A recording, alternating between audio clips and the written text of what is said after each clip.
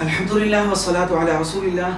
نماز پڑھتے ہوئے کون سے وہ کام ہیں جن کے کرنے سے نماز نہیں ٹوٹتی ہے، اور کون سے وہ کام ہیں جن سے نماز ٹوٹ جاتی ہے؟ دیکھیے، چھوٹے چھوٹے کچھ کام ایسے ہیں جن سے نماز نہیں ٹوٹتی، ان کو عمل قلیل کہتے ہیں، اور بڑے کام جن سے نماز ٹوٹ جاتی ہے ان کو عمل کثیر کہتے ہیں۔ اب اس کا کیسے پتہ چلے کہ یہ چھوٹا کام ہے یا بڑا کام ہے؟ اس بارے میں پتہ کرنے کے لیے فقہا نے ایک طریقہ بتایا ہے، وہ یہ ہے کہ کوئی ایسا کام کرنا کہ دور سے دیکھنے والے کو یقین ہو جائے کہ یہ نماز نہیں پڑھ رہا ہے، شک نہیں بلکہ یقین ہو جائے پکا کہ یہ نماز نہیں پڑھ رہا ہے، تو ایسے کام سے نماز ٹوٹ جائے گی۔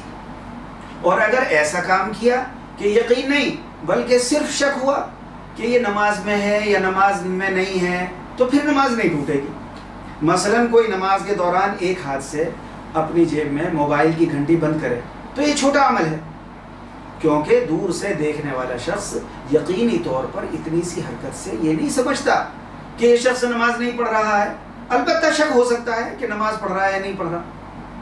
تو یہ موبائل کی گھنٹی ایک ہاتھ سے بند کرنا یہ عمل قلیل ہے، اس سے نماز فاسد نہیں ہوتی۔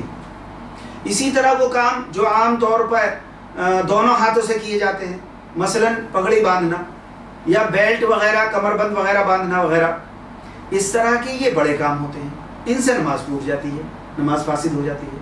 اگر یہ کام ایک ہاتھ سے بھی کریں تب بھی یہ بڑے ہی کام کہلائیں گے، اور جو کام عام طور پر ایک ہاتھ سے کیے جاتے ہیں وہ چھوٹے عمل کہلاتے ہیں، جیسے کھجانا وغیرہ، ان سے نماز نہیں ٹوٹتی ہے۔ لیکن چھوٹے کام بھی لگاتار 3 بار نہ کریں۔ اگر ایک ہی رکن میں لگاتار چھوٹے 3 کام کر لیے تب بھی نماز فاسد ہو جائے گی۔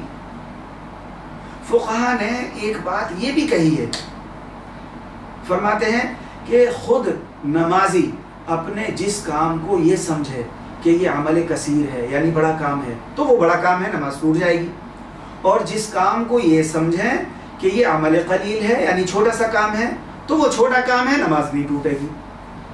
لیکن فقہا کے نزدیک پہلی بات زیادہ پسندیدہ اور زیادہ صحیح ہے۔ البتہ یہ بات یاد رکھیں کہ بغیر ضرورت کے اگر ایک بار بھی کوئی چھوٹا عمل کیا تو نماز اگرچہ نہیں ٹوٹے گی لیکن مکروہ ہو جائے گی،